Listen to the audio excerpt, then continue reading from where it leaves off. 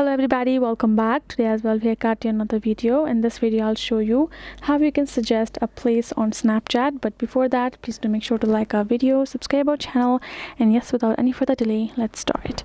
So for that, you simply have to open your Snapchat app and tap on this little map icon on bottom left, and now go ahead, tap on this gear icon on top right and scroll down till you find this option of suggest a place.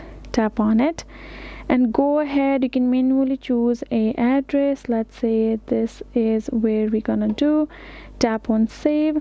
We're gonna add the address name. We're gonna tap on this tab to add category, what kind of place is it, and we're gonna add the attributes as well and the hours if you prefer, and simply enter the place website's link and go ahead and enter the number as well, and tap on this plus, tap on this tab to add photo and add the photo of the suggested place of yours, and you can tap on the submit and you will be able to suggest that place to your Snapchat people on their map and you're good to go.